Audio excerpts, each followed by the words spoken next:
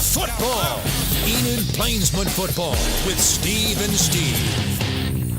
Hello again and welcome to Enid Plainsmen football. Thank you for joining us each and every week as Coach Steve Hayes and myself spend the next 30 minutes talking about Enid Plainsmen football.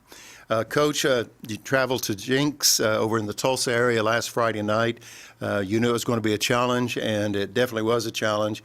What is your assessment? Two-part question. What was your assessment of Plainsmen's performance and also your assessment of the Jenks program? Well, I'm not going to lie. That was a pretty tough night, pretty humbling, I think, for all the coaches and kids. I've been on the other side of that when I was down in Texas, and now that I've been on this side of it, I definitely have a little bit more empathy for the people on the other side of it. Jenks has an outstanding program, great football team.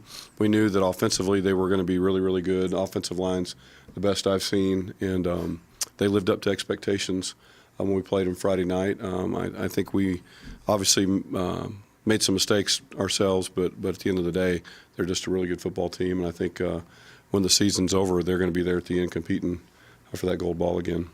Coach Hayes, I've spent close to 15 years in the Tulsa area, and I've followed Owasso, Broken Arrow, Jenks, and Union programs for many, many years. And just kind of some background information, a lot of those programs that I just mentioned, they will have probably 3 times the amount of kids, student athletes coming out compared to not just Enid, but other schools as well. Yeah. And it's just something to keep in mind when you have 3 times as many athletes showing up to participate. You can kind of pick and choose a little bit better, but that's what the other schools, along with Enid, face when you play these larger schools. And they do a great job with the kids too. I mean, they have the resources, but they utilize the resources well. I thought their coaches did a great job, and my hat's off to them. They were a quality staff, quality team, and really setting the standard that hopefully over time we can work towards. Coach, it's 42-6 at halftime. What are you saying to your players? I mean, whether you're ahead or behind, the next play is the important play, and so you really are playing for the next play, and that's really kind of what we emphasized at halftime. There's no 35-point plays. You can't get all back in one, and I really think the critical issue is to fix the things that you can control, the mistakes that you made. And not allow an experience like that to fracture you as a team. That's really important that you draw closer together and you create more unity in that. And so there definitely wasn't any yelling and hollering going on. It was more of just an explanation of where we're at, and if you don't like it, this is what you need to do about it. One of the things that we talk about from time to time, or you address from time to time, is the mental toughness, part of your MDOL program or your acronym that you use as character building. Mental toughness, 42-6, to come back out and to play the second half, to give effort. That is when mental toughness really kicks in. Don't you agree? There's no doubt. Yeah, because I mean, when things look hopeless and doesn't look like there's no way up, are you still gonna compete with everything you've got and compete with honor and do your best? And inevitably there are circumstances in life that you can't control, and that kind of get you pinned down, and it teaches you good lessons about that. Do you just give in and give up, or do you fight your way back? For sure. Well, it's like many high school, college, and even professional programs. The game is over. You got to move on because there's another game coming up in just a few days. Coach, your supporting staff, assistant coaches have been very gracious each week, providing us highlights, and you've brought close to 10 highlights. What are some of the key features? Are we going to see the fourth down play, the pass to Mr. Mayberry? Yep. We had the fake punt on there, which was a really good play, led to our scoring drive there in the first quarter and pulled us within a touchdown. And that was kind of a neat momentum shift. I'm going to see some good defensive tackling, some examples of what happens when the kids do things correctly, and really examples of playing really well, both on offense and defense. And so even in a game like that, you can still find highlights, which is amazing how one individual play is so important. And one play comes to mind was the momentum that you derive from the fourth down play. Jenks was totally caught off guard, and it was the pass to Mr. Mayberry, if you will. And then following right after that, you had the touchdown pass to Will Phillips and a strong run to score, and it's 14-6, boom, that quick. So we started the game off a lot of energy. We had that initial interception by Jaden Americut on their first drive, which gave us the ball at midfield. And so there were some things as far as starting out and being prepared. I thought that we did good and did a good job of. It was just the ability to sustain it against their talent and physical nature. Okay, so let's look at some of the highlights now provided by the coaching staff and the Enid Plainsmen group. And Coach, here we go. I think this is probably the first interception of the game. Might have been the first play of the game. I can't remember for sure, but Jaden does a great job of cutting off the throw and returning it to our 30-yard line. Nice play by him. The big play at that point in time of the game. It was still 0-0. Here is the pass play. I'm sorry, this is a run play to Titan Stevens. Good block by Will on the perimeter. Also a good block by our right tackle running forward. Good first down run by Titan, moving the ball into Jinx territory. This is the fake punt. In the two previous punts, we saw the way that they lined up to Maddox and realized he was going to be wide open, and sure enough, he was. Makes a great catch on the throw. We looked at the end zone. It really was a catch. I'm really proud of the effort he made, and this ended up sustaining more, right? He is, yeah. And this ended up sustaining a drive that led to a touchdown on this throw right here by Titan Stevens. Nice job seeing Will downfield, and then a good run by Will. Good block right here by Damian Ryman to get Will into the end zone and pull us within one touchdown at this point. Here we ran a little option to the perimeter. Titan does a good job of reading, pulling it down, and running for some good tough yards inside. And that's really how you had to move the ball against them, is 5-6 yards pop, and that's how the opponents who've been successful have done it, is they've been able to sustain those. Great tackle here by Dylan Gall. Good job of getting his head across and wrapping and rolling. Just exactly how we teach it. That's kind of a clinic video right there of how to tackle.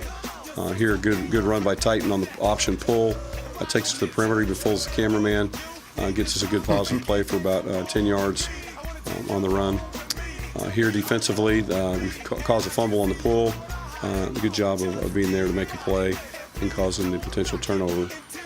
Here, great job on the perimeter here. I believe this is Savion Vasquez making the tackle, fighting off the block. And good play there.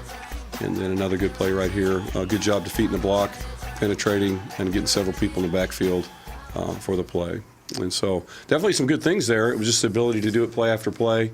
I thought their offensive line and quarterback played exceptional. He threw the ball and put it just in some really small windows.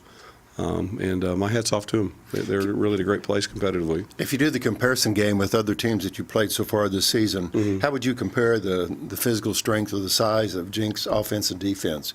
They pretty much what you have met all year long, or? No, to a man, they're physically better, without a doubt. By far, to a man, the best offensive line we've seen. The most athletic, quick defensive front that we've seen with really good size. Most of the schools that we play have linebackers at about the 180 range, kind of like us. Their linebackers are playing in the 210 to 220 range. Safeties for them are about 190, where most of the safeties, like this week we play Edmond Santa Fe, all their safeties are 155 and 160. And so, it makes a difference. There's no doubt. It's not an excuse. We've got to find a way to compete with them, but they definitely start the game with some good-looking kids. I remember watching Jinx and Union in a state championship game probably 3 or 4 years ago, and they were going down the list. They had at least 10 players, maybe 5 on each side, but there was at least 10 players on the field at one time that already had Division I scholarships. Yeah. And it just showed the magnitude of the size and strength and those programs, very large programs. Yeah. Okay, well, we're going to move forward because we've got more district play to take a look at for the next few weeks. We need to take this time out and meet some other members of the Plainsmen football team, and then we're going to have our special segment where we get to meet our student athlete. That's coming up right after this. Ethan Armstrong, junior, quarterback and receiver. Nate Gamble, class of 2021, O-line, D-line. John White, class of 2021, corner, receiver. My name is Trent Mitchell. I play linebacker, and I'm a junior. Trayson Ensminger, running back, sophomore. Caden Bezichek, class of 2021, defensive line. Marvin Hanna, head equipment manager. Graduated in high in 1991. I've been equipment manager here for 24 years. Welcome back to Plainsmen Football Coaches Show with Steve and Steve, and hope you enjoy the segment that we have where we provide a little, open the window just a little bit for you to meet other members of the Plainsmen football team. Well, up close and personal, you get to meet Hayden Priest today. He's our featured student athlete. Coach Hayes, thank you for bringing Hayden along today. Yeah, it's exciting for me to be able to introduce Hayden to our viewers. He's played linebacker for us the last 4 years. Started with our freshman team, played JV as a sophomore, and then last year was our top defensive player as a junior, and is having a good season this year as well. Hayden brings a lot of punch in a small package, is our leading tackler, and just a great competitive, tough leader on the field. And I'm going to kind of leave it the rest to Hayden. Hayden, tell everybody a little bit about what position you play and what that position involves for the Plainsmen football team. I play linebacker, and it takes a lot. You gotta be strong. You gotta be able to take on blocks, especially in 6A1, because you face way bigger dudes. So that's one big thing I had to learn to do this year. Yeah. So you felt like the Jinx offensive line was pretty big? Pretty big, pretty big, strong. Yeah, pretty big, good. pretty Is strong. that where that phrase "way bigger" came from? That's right. That's right. All right. I know you love football, but talk to the viewers about why you love to play the game of football. I like to play football because you get to be mean without any consequences. Mm-hmm. You get to go out there with your friends, be mean. Just you get to back each other up all the time, and it's not like at school when they get in a fight, you can't really do nothing, but on the football field you can do anything you want. Mm-hmm. What did you do this off season to get ready for your senior football season? What are the things you did that feel like got you prepared? I lived in the weight room because I knew moving up to 6A1, they were going to be bigger dudes. Mm-hmm. And I wasn't the linebacker size I should be for 6A1, so I just had to get bigger, faster, and stronger for these way tougher dudes that we were going to see. Mm-hmm. Yeah. All right, we're entering the second half of the season, the meat of our football district play. What are your goals for these 5 weeks as we enter the month of October? Playoff appearance. Mm-hmm. That's what I want. Make the playoffs. Make the playoffs. So what do we have to do? What do you think we have to do to make the playoffs? We want to win at least 4 games. Three won't cut it, but 4 games, and I think we can do that. Mm-hmm. I do too. All right, you're a senior. You are also a baseball player and pretty involved at school and the student council as well. What do you plan to do after you graduate based on all these interests that you have? Well, I'll probably go to college. Any college you particularly favor? No, not necessarily. I'll probably go play either sport, and I'm going to major in business and probably own my own business one day, and then that's as far as I know. Real life, yeah. Well, that's good. Those are good goals, and I'm sure you'll figure out where you want to accomplish them before it's all said and done. Mm-hmm. Hayden, let me ask you a final question. Maybe the coach has another one, but for me, you've been involved in athletics for really pretty much all your life. For someone who's watching the program today, a viewer's watching, and maybe they have not been involved, they haven't played baseball or basketball or wrestled or football, but they just haven't been involved in athletics, what would you say to encourage them to have that experience? What would you say to them? You have undoubtedly garnered a lot of experiences being in athletics. And until you're there, you don't know what you're missing. So what would you say to encourage somebody to participate? If you're going to start on it, never quit. And if you're going to do it to your best efforts. Do you agree there's something about the camaraderie that you build through the years, even through a season, but through the years of kind of growing up with the same guys over and over? Yeah, you build way more friendships. More people know you, and you actually meet new people from different schools, playing them all your life. So it's kind of fun knowing somebody from when you were a kid and then playing them in high school. Well, Hayden, we certainly appreciate you being here today on the Coach Show. Coach Hayes, any final thoughts or comments? No, for Hayden? I encourage you to come out Friday night for our Pink Out game and watch Hayden play. He'll definitely put on a show. He plays with great effort and great desire, and you'll be able to find him on the field pretty quickly. Number 11 running out there tackling people. Very good. Coach, thank you. Hayden, thank you. Hayden Priest is our student athlete for this week here on the Plainsmen Coaches Show. Again, senior, number 11, inside linebacker. Let's take this time out and meet some of the assistant coaches, and we'll come back with the Chalk Talk segment. I'm Coach Dusty Quarles. I coach secondary. I went to the Northwestern Oklahoma State University, and the best advice I've ever been given is keep God first. And if you do so and have a relationship with Christ, then you'll never have to worry about whether or not you're adequate for today's journey. I'm Kyle Young. I attended the University of Central Oklahoma. I coach linebackers and defensive coordinator. And the best advice I'd probably give or have received is when it comes to your morals or your faith, don't settle. Always stand on the rock and never falter no matter what's going around in your life. My name is Kareem Sears. I coach the defensive line for the Enid Plainsmen. I went to the University of Nebraska, and the best piece of advice that I've gotten is leaders lead from the front, not from the back. I'm Kyle Davis. I attended the University of Oklahoma.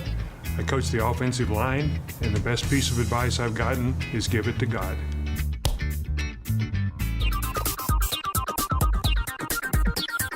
Welcome back to the Coaches Show with Steve and Steve. Coach Steve Hayes, head coach of the Enid Plainsmen, and we appreciate you joining us each and every week as we talk about Plainsmen football here in the state of Oklahoma. Coach, we're moving to the Chalk Talk, the X's and O's segment of the show, which I always enjoy. We're going to talk about player position. We've talked about the free safety on defense and some of the other defensive end and some of the other positions. Let's move to the other side of the ball, the running back. Okay. You've got a few running backs. We do. We actually are blessed with some talented kids at the running back position the last couple of years. Running back is the guy that everybody sees run the football. It's one the quarterback hands the ball off to, but they actually have to be very skilled in three different dimensions of the game. They have to be good blockers, because normally they have to pick up linebackers or edge players in pass protection. They've got to be good receivers in our offense because we use them a lot in the passing game. And you've seen that this year. Like, for example, our longest pass from line of scrimmage was a touchdown thrown to Will Phillips. We put him in the seam. And then they have to be good ball carriers, which means good ball security, carrying the ball correctly so that defenders who are trying to pull it out of your arms can't do so. Right. Having great vision. They've got to be able to see where defenders are lining up on blocks and make cuts accordingly. And you got to do it at full speed. And I think it's amazing how quickly the game moves and how quick those decisions occur. It's hard to tell from the stands, but when you're down on the field and you really watch it, you're like, wow, those kids are making some decisions really in a thousandth of a second that make a play good or make a play bad based on where they stick their foot in the ground and cut and gain ground. And so it takes a talented athlete, because you got to be fast and you got to be quick to be good at it. But you also have to be tough enough to block those 215-pound linebackers from Jinx when they're coming on stunts and pick them up. Very rarely do we put them on a D lineman because they would be outmatched, but they got to block those linebackers, and then they got to make those linebackers miss those tackles on run plays. Well, as you said, your description of the running back and the skill set they needed was quite evident. Again, in the Will Phillips run, he had soft hands to catch the ball. Yep. Like a tight end or a wide receiver. Yes. But yet immediately after he caught the ball, tucked it in, and then he became a running back. Yep, that's right. And so the different skill sets call for different things. Read Damien's block well and got it in the end zone. Yeah. It's a good play. Yeah. Anything else on the running back of, let's say on the academic side of things, depending on how complicated the system is, but you kind of need someone with a lot of discipline to really I think the plays, I guess. Well, from a running standpoint, they have to know what their aiming points are and what the defense is going to do that will dictate. Like, for example, in our inside zone play, their aiming point a lot of times is right at the center, and they have to watch how the linebackers fill. If they fill across or on the same side, because they're going to make their cut based on the linebackers' fill. And so to understand basic defensive philosophy and why linebackers do the way they do helps running backs considerably make correct decisions and anticipate the right decision in advance rather than have to do it and not guess. And I think that key word, Coach, again, is anticipation, Yes. because it's a lot more than just running off left tackle, right tackle. It is. It is, you're running left, but you're looking to see which way to go off of a block. And as you said, millisecond kind of decision to do Correct. that. Okay. Yeah. Any other thoughts on running back? Nope. I'm glad ours are staying healthy and that we have some good ones. It gives us a chance these next 4 weeks to really do well. Yeah, absolutely. Mm-hmm. And that's our Chalk Talk segment for this show this week as we discuss running back. And we will have another topic or another player position for next week. Let's take this time out and meet more members of the Plainsmen football team. I'm Titan Steven, class of 2020. I play quarterback and wide receiver. Ronan Ford, 2019, D-line. Arion Levy, class of 2019, linebacker. Johnny Villa, 2021, I play running back and outside linebacker. Taylor Fry, class of 2021, O-line, D-line. My name is Chris Skidmore, class of 2020, and I'm a kicker. My name is Dylan Gaw. I play linebacker, and I'm class of 2020.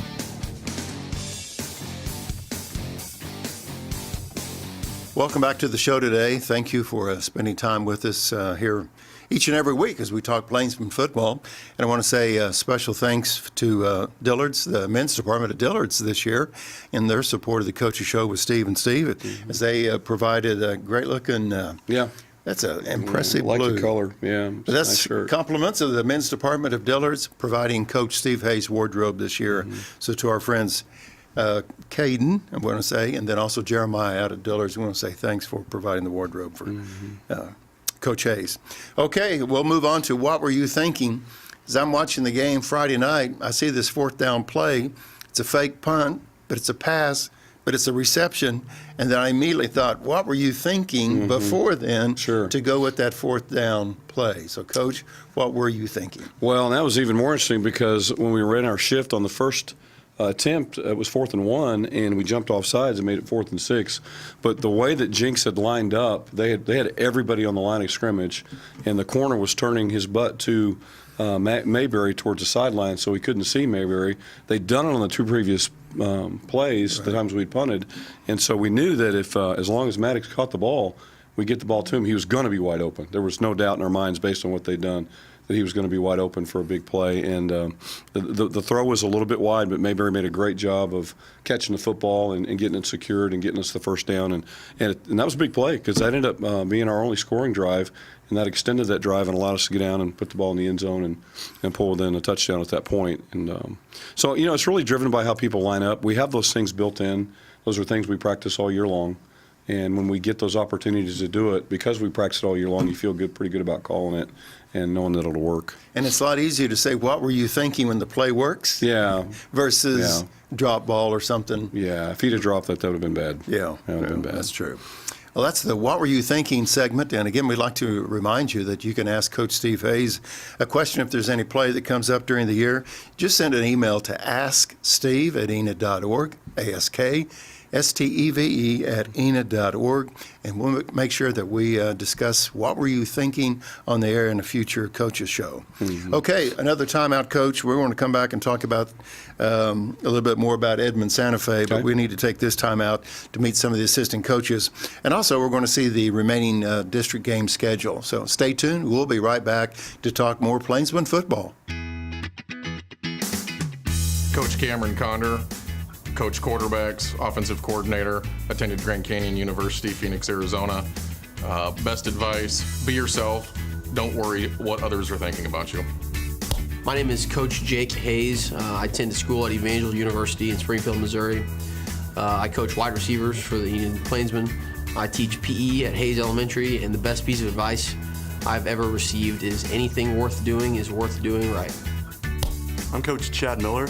I graduated from Southwestern Oklahoma State University. I coach safeties for Enid High School. The best advice ever given to me was by my grandfather. He always told me if I wanted something in life, I would need to earn it through hard work. Hello, my name is Wes McGill. I graduated from the University of South Dakota and North Dakota State University. I coach linebackers, and some of the best advice I've been given is proud men don't complain, they find solutions.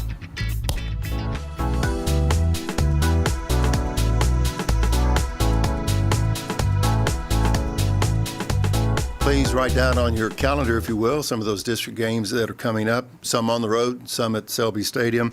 It's amazing, Coach, how quick this year goes. And we say that every year, right? We get almost halfway through the season and go, wasn't it just August? Yeah. So it's amazing how quick it goes. Well, one thing we want to talk about that's not, we don't want to go too fast on is the opportunity for you, again, no purchase necessary, but for the opportunity for you to win that Barry Sanders bobblehead doll, and also for the opportunity for you to win, I should say, Enid Plainsman tailgate. I have a trouble remembering tailgate chairs for some reason. Yeah. I just want to call that a recliner or something. Yeah. But you can see the impressive blue that it is. There's two tailback chairs that are going to be given away. You go to On Deck out at Oakwood Mall. No purchase necessary. Say hello to Gary Williams, if you will. There's a little entry form out there. You just go to the store, fill out the entry form. Absolutely no purchase necessary. On Deck's just a supporter of Plainsmen football this year, and they provided 2 of those tailback chairs, and then the Barry Sanders number 21 Oklahoma State player bobblehead doll, and we will, or Coach Hayes will draw for the winner later on this year. So fill up the box, get your entry in as many times as possible. There's no limit. Go out and see Gary at On Deck and register for that. Okay, Coach, I had the opportunity the very first part of the year to see Edmond Santa Fe play ball, and one thing that I took away and I just was there for the first half of the game was a couple tall receivers. And they had a quarterback with a real soft touch. And this was early in the year. They're 5-0, so something's working for them. And they come to Selby Stadium this Friday night. Tell us about Edmond Santa Fe. That's a pretty good scouting report. You did a good job of noticing some of the things that are exactly right. Well, it was pretty much in my face. Yeah, they have a receiver and who also plays defensive end who's committed to Oklahoma State. He's number 1. Trace Ford. He's a good football player, very, very athletic, obviously. Their quarterback's a good player as well. Defensively, they've had a lot of success this year, very aggressive. They're giving up about 8 or 9 points a game, real low scoring totals. Their competition makes you wonder a little bit about how much they've been tested. The first 4 teams that they played have a combined record of 2-18. Exactly. And one of those 2 wins was against one of the 0-5 teams that they played. And so it's almost like a 1-19 combined record. And so I think they're good. They don't look quite the same on video as Jinx does. Big district game, bringing them here Friday night. It's really a big opportunity for us to get back on the winning track and gain some momentum going into the month of October as we compete for the district playoff spots.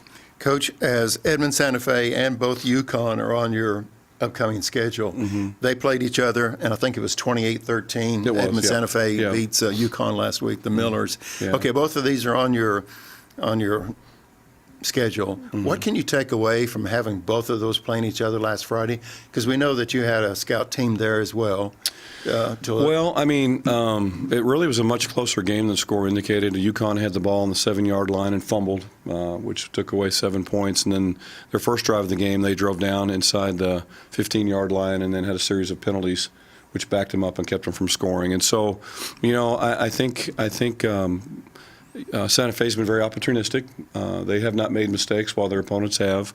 And watching those 2 play each other, you kind of get a gauge after we play Edmond Santa Fe next Friday night of what to expect from UConn because we've already played a similar opponent in that respect. And so, with these upcoming 4 games, I'm excited because I think we have a chance to be very competitive all 4 weeks. And we're fortunate that we're really very healthy for this time of the year, which was completely the opposite at this point last year. And so I'm looking forward to competing and getting back in the success column. Coach, I think you said earlier that Friday's game is the Pink Out night. Yes. Is that? Yep. Remind us what that is all about.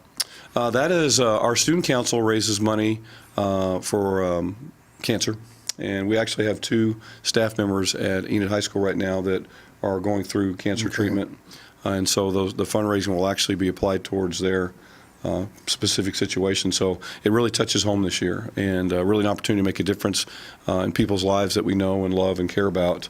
Our football players are only allowed to wear pink if they help with the cause and donate money or help raise money. And so when you see kids on the field Friday night wearing pink, it's because they're making a difference. If they don't, then they're not allowed to wear pink. And so when I first got here, I felt like the people lost the meaning of what Pink Out was. Thought it was more of a fashion night, and it really is not a fashion night. It's a night to make a difference. It's not a night for Nike to make money selling pink gloves. It's a night for us to beat cancer, a horrible disease that affects way too many families in our society today. Coach, we got one final timeout, and we need to take that right now. We'll be right back to close out the show.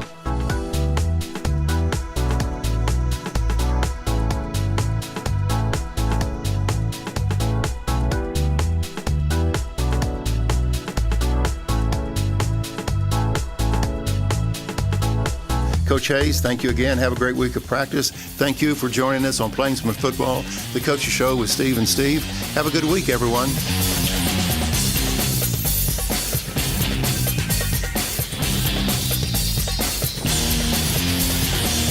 Thank you for watching Enid Plainsman Football with Steve and Steve on ETN.